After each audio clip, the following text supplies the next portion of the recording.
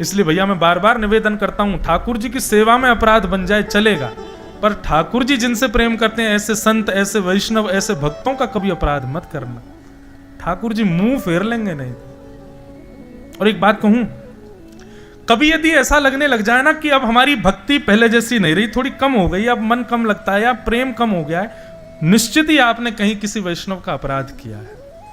और उसका प्रायश्चित केवल एक है, वृंदावन जाओ और वृंदावन में आंखों के आगे दिखने वाले हर वैष्णव को प्रणाम करके क्षमा मांगो। हम लोग गोवर्धन लीला की ओर चलें। ठाकुर जी ने नंद बाबा यशोदा मैया से जाकर के पूछी, बोले बाबा जी कौन के काजे 56 भोग बनने हैं? नंद बाबा यशोदा ने बताई, बोले लाला हम ब्रजवासी किसान हैं और हम किसानन के कुल देवता श्री इंद्र भगवान हैं, इंद्र देवता हैं। तो इंद्र देवता को प्रसन्न करने के लिए हम लोग हर वर्ष 56 भोग बनाते हैं, ठाकुर जी की सेवा में प्रस्तुत करते हैं। इंद्र प्रसन्न होकर के स्वीकार करते हैं और उसके बाद अतिवृष्टि अनावृष्टि नहीं करते। ठाकुर जी बोले बाबा हम इंद्र को केवल इसलिए प्रसन्न करते हैं कि वो हमारी खेती क्यारी बिगाड़े नहीं, तो इस नाते से तो आपको सूर्य को भी प्रसन्न करना चाहिए, वरुण देव को भी प्रसन्न करना चाहिए, वायु देव को भी प्रसन्न करना चाहिए, सबको प्रसन्न करना चाहिए। ब्रजवासी बोले लाला तू कहा कहना चाहे सही सही बता। बोले मैं यूं कहना चाहूं कि अकेले इंद्र को प्रसन्न क्यों कर रहे हो, सब देवताओं को प्रसन्न करो, क्योंकि सब देवता हमारी खेतीबाड़ी में सहायक हैं। यदि वायु देवता नहीं बहेंगे तो खेती कैसे होगी, सूर्य देवता नहीं निकलेंगे तो कैसे होगा, वरुण देव नहीं आएंगे तो फिर फसल कैसे होगी, केवल इंद्र की पूजा क्यों? ब्रजवासी बोले लाला सबन की पूजा तो ना कर सके, 33 करोड़ देवता हैं। तो बोले यही तो हम कहना चाह रहे हैं, जड़ में पानी डालो पूरा वृक्ष हरा भरा होता है। 33 कोटि देवता हैं पर इनके मूल हैं शंख चक्र गदा पद्मधारी श्रीमन नारायण।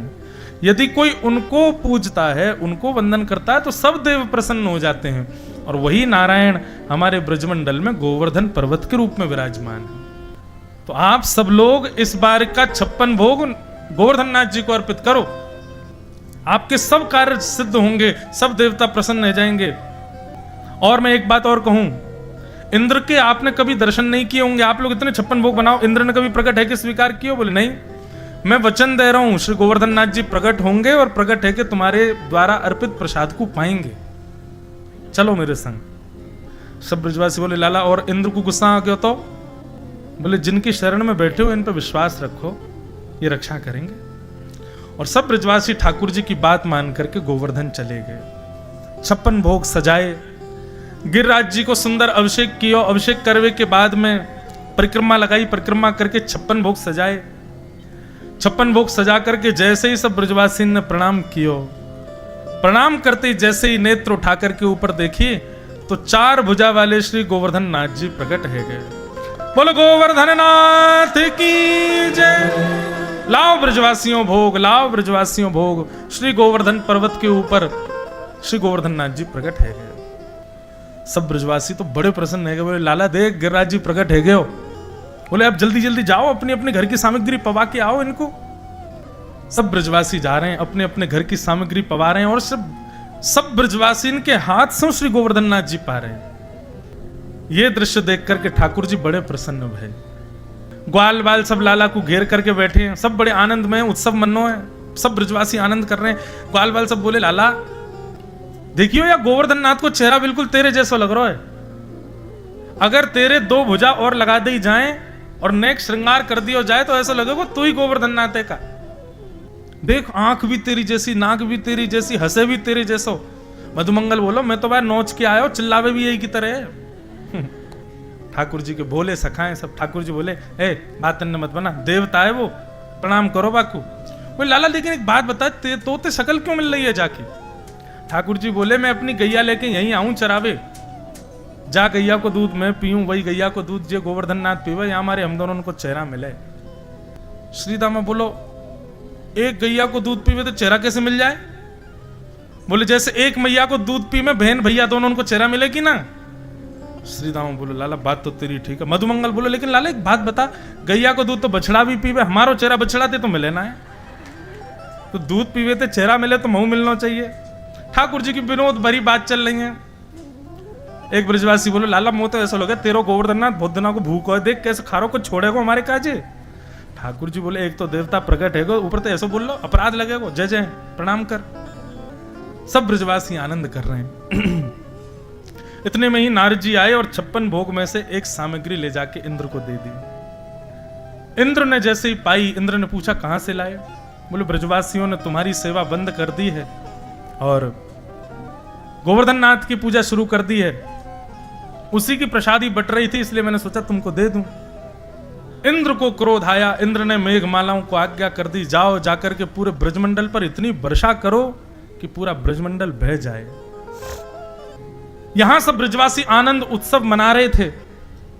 गड़गड़ गड़गड़ करके काले काले बादलों ने आकर के पूरे आकाश में घेराव कर लिया। मूसलाधार बारिश होने लगी, त्राहिमाम करके ब्रजवासी सब दौड़ने लगे। ठाकुर जी सबको रोक रहे हैं, बोले कहां भाग रहे? भाई जिनकी शरण में आए उनको प्रणाम करो, वो रक्षा करेंगे।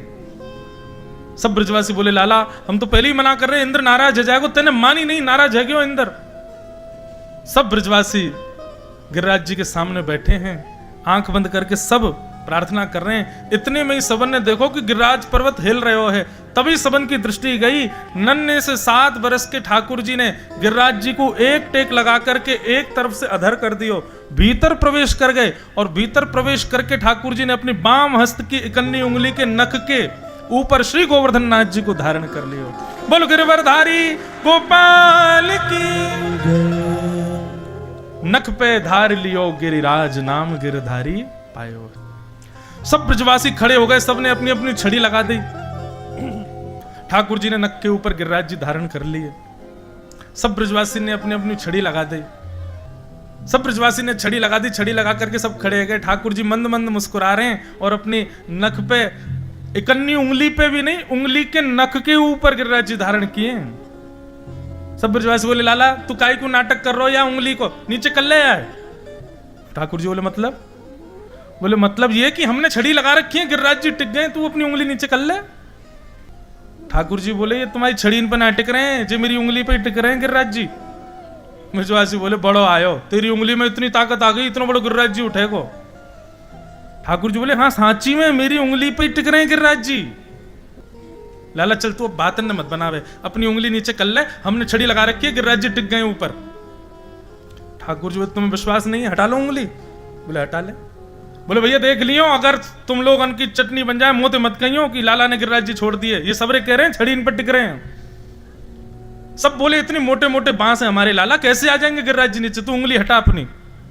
7 कोस लंबे चौड़े, 21 किलोमीटर लंबा चौड़ा पर्वत है गिरिराज जी का। ठाकुर जी बोले मान गए भैया ब्रजवासियों, तुम्हारी छड़ी उठा देखें इतने बड़े गिरिराज जी है। ठाकुर जी बोले हटा रहा हूं भैया उंगली में। बोले हाँ हटा ले। जैसे ठाकुर जी ने उंगली नेक नीचे करी, चट चट चट चट सबकी छड़ियां टूटने लगी। महाराज विशाल पर्वत नीचे आने लगा, सब ब्रजवासी दौड़ने लगे, अरे लाला संभाल संभाल संभाल। ठाकुर जी ने फिर से उंगली लगाई और गिरिराज जी फिर टिक गए ऊपर। अब तो सबन की छड़ी टूट गई, दूर दूर तक कोई सपोर्ट नहीं है, पूरे गिरिराज जी। अच्छा ये पूंछ री के लौठा की हुप हुप प्यारे क्यों बोलते हैं हम? ठाकुर जी ने जब गिरिराज जी धारण किए तो 21 किलोमीटर गिरिराज जी के बीच में ठाकुर जी खड़े। अब ठाकुर जी कभी तो यहाँ को जाएं, कभी गिरिराज जी इधर को जाएं, ऐसे तराजू की तरह हो रहे हैं। तो जैसे जा तरफ गिरिराज जी झुके, वहां के ब्रजवासी अपनी अपनी छड़ी लगावे और जैसे हुप हुप नेक और जोर लगाओ, और नेक ऐसे करके जैसे ऊपर करें, जैसे गिरिराज जी समतल है जाएं, सब कहें प्यारे जय हो, प्यारे की जय हो। अब दूसरी तरफ झुकने लगे तो दूसरे वाले उठा में। तो ये नारो हमारे लाल जी को बड़ा प्रिय है, पूछरी के लौठा की। या से ऐसा लगे ठाकुर जी और बल आ जाए ठाकुर जी में कि हाँ मैंने उठा लिया गिरिराज जी। तो अब सबन की छड़ी टूट गई। सब ब्रजवासी अपनी अपनी छड़ी इनको देख रहे हैं, बोले लाला जिस सांची में तेरी उंगली पर टिक रहे हैं। ठाकुर जी बोले हम बे मेरी उंगली पर टिक रहे हैं। लाला जी कैसे उठा लिए तेने गिरिराज जी? बोले हम जय जय हैं, हम तो बचपन से ही कहते आए हैं यशोदा मैया नंद बाबा सबनते की मैं जय जय हूं। देख वो बैठी गोबर चोटी गोपी, याते मैंने एक दिन कही कि सत्यनारायण की नहीं मेरी पूजा कर, मैं ही जय जाऊं, यानी मेरी पूजा नहीं करी। देख ले मैंने गिरिराज जी उठा लिए, मैं जय जाऊं।